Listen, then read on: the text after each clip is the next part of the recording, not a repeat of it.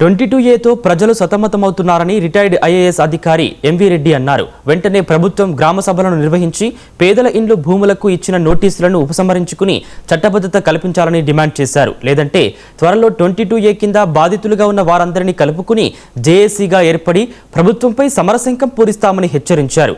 ఇక ఇదే అంశానికి సంబంధించిన మరింత సమాచారం మా ప్రతినిధి ప్రేమ్ కుమార్ అందిస్తారు.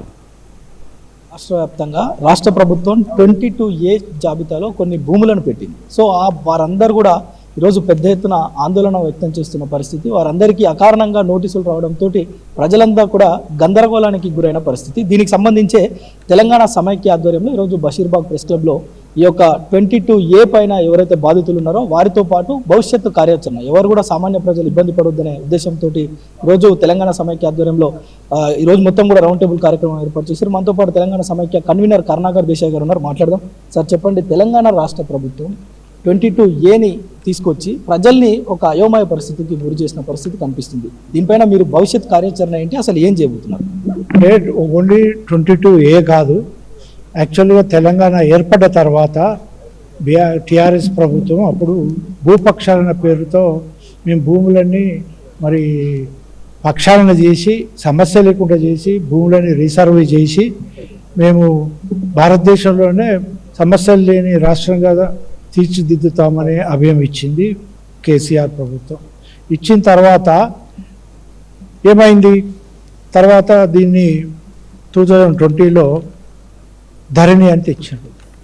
ఈ పక్షాలన్నప్పుడే ఏ భూములు ఎక్కడున్నాయి, ఏ భూములను ఏ రకంగా కాజేయవచ్చు, ఏ భూములు మన వాళ్లకు దక్కాలా, ఎవరి భూములు రికార్డులకి వెళ్ళి తీసేయాలనేది మొత్తము ఎక్సర్సైజ్ చేసుకొని 2020లో రాత్రులకు రాత్రి అంటే అసలు ధరణి రూపం చేసినప్పుడే ఎవరిని ఆలోచించకుండా ఒక కమిటీ లేకుండా ఇంట్లో కూర్చొని డిజైన్ చేసి ఈ చెత్తను మొత్తం ఈ దొంగ పేర్లు ఎక్కినది ఆ చెత్తనంతా కూడా ధరణి సాఫ్ట్వేర్లో పెట్టారు.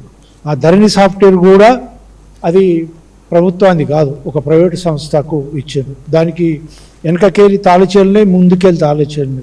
వీడు అనుకుంటాడు ఈ తాళచేలు నా దగ్గరనే ఉంది ఎవరు అనుకుంటారు, కానీ ఆ ప్రైవేట్ వాడు వెనకకెళ్ళి కూడా తాళచేతోటి మొత్తం చాలా అక్రమాలు జరిగినాయి.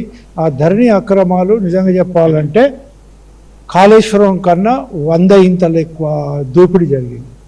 ఈ విషయం మీద మేము భూమి సునీలు ప్రతి విలేజ్లో వెళ్ళి అసలు ఎన్ని సమస్యలు ఎన్ని ఉన్నాయి, ధరణి ఎంత సమస్యలు రైతులు ఏ రకంగా ఎదుర్కొంటున్నారు అని చెప్పి మేము భూన్యాయ శిబిరాలు పెట్టినప్పుడు ప్రతి విలేజ్లో 30-40% భూబాధితులు ఉన్నారు. ఏదో రకంగా పేరు తప్పుపడవచ్చు, ఎక్షన్ తప్పుపడవచ్చు, లేకపోతే ఈయన భూమి ఇంకోనికి ఎక్కియచ్చు.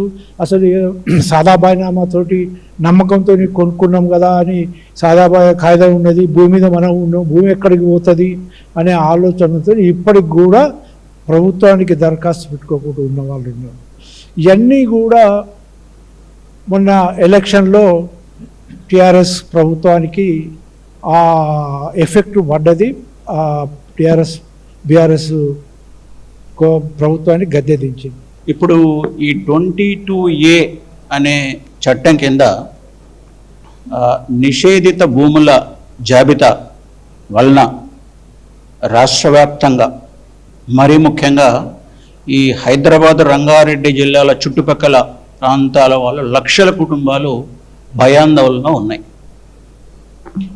ఈ చట్టంలో రకరకాల భూములు అంటే వ్యవసాయ భూములే కాకుండా అప్పుడు ఏండ్ల కింద వ్యవసాయ భూములుగా ఉండి లేఅవుట్లు అయ్యి ఇల్లు కట్టుకున్న వాళ్ళు, ఫ్లాట్ కొనుక్కున్న వాళ్ళు, వాళ్ళందరూ కూడా ఇప్పుడు వాళ్ళ ఇండ్లు కానీ వాళ్ళ జగాలు కానీ అటు రాష్ట్ర వ్యాప్తంగా వ్యవసాయ భూములు కానీ చాలామంది ఈ నిషేధిత జాబితాలో చేర్చడం జరిగింది. దానికి కారణాలు మీ అందరికీ తెలుసు.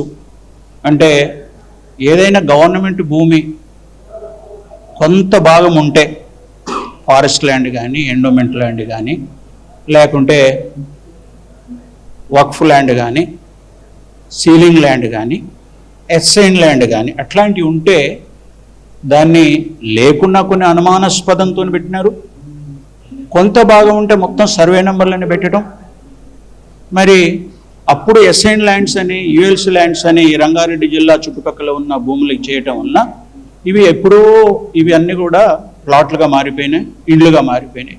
సో లక్షల మంది భయాందోళనలో ఉన్నారు. ధరణిలో సమస్యలు కానివ్వండి, భూభారతిలో సమస్యలు కానివ్వండి, సెక్షన్ 22A సమస్యలు కానివ్వండి, ఏదైనా కింది లెవెల్లో డేటాని అప్డేషన్ చేయకపోవటం వల్ల తలెత్తిన సమస్యలు, ప్రజలని భాగస్వామ్యం చేయకుండా భూమికి ప్రభుత్వం ఏ విధంగా తన భూమికి తను అధికారో అదేవిధంగా ప్రజలు కూడా వాళ్ళ భూములకు వాళ్ళకు దాని మీద పూర్తి హక్కులు ఉంటాయి. ఈ రెండూ కలిసి ఉన్న చోట వీళ్ళు ఓనర్సే వాళ్ళు ఓనర్సే అయినప్పుడు వీళ్ళకి గవర్నమెంట్కి ఒక విధానము, ప్రత్యేకంగా ప్రజలకు ఒక విధానము అని పెట్టి మా భూములు ప్రభుత్వ భూములు రక్షించడానికి మేము ఈ యొక్క జాబితాని రూపొందించాము అని చెప్పడం అని రూపొందించారు. కొన్ని నిబంధనలు కూడా రూపొందించారు.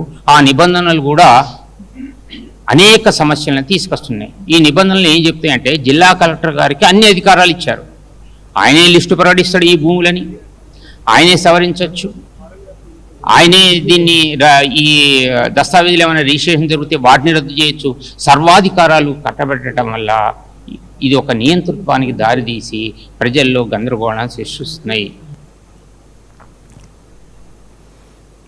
బలుచి